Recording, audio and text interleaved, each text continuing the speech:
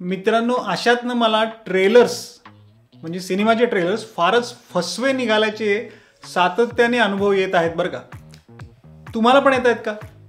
म्हणजे एका आकर्षक गिफ्ट पॅकिंगमध्ये अगदीच किरकोळ असं गिफ्ट निघावं तसं काहीतरी. रुबाबदार हिरोचा दबंग अवतारातील पोलीस अधिकारी, छानसं बॅकग्राऊंड म्युझिक, कॅमेरा अँगल्स, मुंबईतील ॲक्च्युअल लोकेशन्स, असं सर्व काही पाहून देवाच्या ट्रेलरवर मी तर जाम खुश होतो. पण काय सांगतो. नमस्कार मित्रांनो, मी अजिंक्य उजळमकर आणि तुम्ही बघत आहात नवरंग रुपेरीचे यूट्यूब चॅनल. आणि आज मी रिव्ह्यू करणार आहे देवा या हिंदी सिनेमाचा. अगदी थोडक्यात मित्रांनो, देवाचे डायरेक्टर आहेत मल्याळम सिनेसृष्टीतील एक विख्यात नाव, ज्यांचं नाव आहे रोशन अँड्र्यूज. आता याच रोशन अँड्र्यूज यांनी 2013 साली मुंबई पोलीस नावाचा मल्याळम सिनेमा दिग्दर्शित केला होता, ज्यात प्रमुख भूमिकेत होता पृथ्वीराज सुकुमारन हा अभिनेता. आता याच मुंबई पोलीसचा हिंदी रिमेक अर्थात देवा घेऊन आले आहेत रोशन अँड्र्यूज, आणि यांनी या सिनेमाद्वारे बॉलिवूडमध्ये पदार्पण केलं आहे. मित्रांनो, मूळ मल्याळम सिनेमाची पटकथा ज्यांनी लिहिली आहे म्हणजे बॉबी संजय हे त्यांचं नाव. तर या बॉबी संजय यांच्यासोबत आणखी 4 पटकथाकार या देवामध्ये घेतले आहेत, पण परिणाम शून्य झालाय. हे मी अगदी सुरुवातीलाच तुम्हाला सांगतो.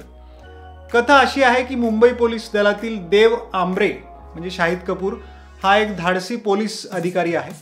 त्याने नुकताच त्याचा सहकारी असलेला म्हणजे ACP रोहन डिसिल्वा जी भूमिका पावेल गुलाटीने केली आहे, तर या रोहनच्या हत्येचा तपास या देव आंब्रेने पूर्ण केला आहे. हत्येचा रिपोर्ट सादर करण्यापूर्वीच झालेल्या रोड ॲक्सिडेंटमध्ये या देवची स्मृती जाते, मेमरी जाते. त्यामुळे बरा झाल्यानंतरही त्याला खुन्याचे नाव काही आठवत नाही. अखेर तो तपास पुन्हा एकदा नव्याने सुरू करतो आणि शेवटी खुन्याचं नाव आणि त्याचा जो हेतू आहे खुन्याचा तो उघड करतो. सस्पेन्स थ्रिलर आहे सिनेमा. मित्रांनो, देवाची पटकथा अत्यंत गोंधळून टाकणारी आहे. म्हणजे मुख्य पात्र आहे देवचे. हे पात्र इतकं विचित्र कसं काय वागू शकतं हेच अखेरीस काही कळत नाही, किंवा दिग्दर्शकांनी किंवा पटकथाकारांनी ते एक्सप्लेनही केले नाही. शिवाय पटकथेचे प्रेझेंटेशन, सादरीकरण सुद्धा अत्यंत रटाळ आहे, बोरिंग आहे. शिवाय सिनेमाची लांबी जी आहे ती उगाच नको इतकी स्ट्रेच केली आहे, जवळपास 2.5 तासाची. करमणुकीच्या नावाखाली सिनेमात एकही सीन असा नाही जो थोडं तरी तुम्हाला रिलॅक्सेशन देईल किंवा एंटरटेन करेल. शाहिद कपूर फुल फॉर्मात आहे सिनेमात, पण असं असूनही स्क्रिप्टमधल्या ज्या त्रुटी आहेत, ज्या एरर्स आहेत, त्या झाकल्या जातील असं काहीही होताना दिसत नाही. पण हो, कबीर सिंग नंतर परत एक वार त्या फॉर्ममध्ये शाहिदने जोरदार काम केलंय. शाहिद नंतर कोणत्या अभिनेत्याने या सिनेमात प्रभाव टाकलाय असा प्रश्न जर तुम्ही मला विचाराल तर मला एकही नाव घेता येणार नाही. पावेल गुलाटी आहे, प्रवेश राणा आहेत ACPच्या भूमिकेत, पूजा हेगडे आहे हिरोईन म्हणून. यांची कामे ठीकठाक झाली आहेत, पण फारसा प्रभाव यांचा कोणाचाच पडत नाही. रोशन अँड्र्यूज यांच्या दिग्दर्शनात अजिबात नाविन्य नाही आहे. गीत संगीताच्या नावाखाली सिनेमात काहीच नाही आहे. हां, पण बॅकग्राऊंड म्युझिक असेल, एडिटिंग असेल, सिनेमॅटोग्राफी असेल किंवा सिनेमातली जी ॲक्शन दृश्य आहेत ती, या बाबतीत मात्र देवा छान जमलाय. पण त्याचा उपयोग काय ना?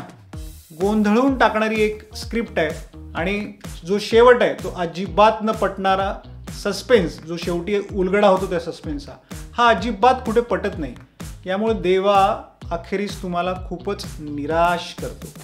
आउट ऑफ 5 मी या देवाला देईल 2 स्टार. एक निराशाजनक अनुभव जो अखेरीस तुम्हाला वाचव रे देवा असं म्हणायला लावेल. Not recommended. मित्रांनो, तुम्हाला आमचा देवाचा अगदी थोडक्यात रिव्ह्यू कसा वाटला आम्हाला नक्की सांगा, आणि नवरंग रुपेरीच्या यूट्यूब चॅनलला सबस्क्राईब नक्की करा. धन्यवाद.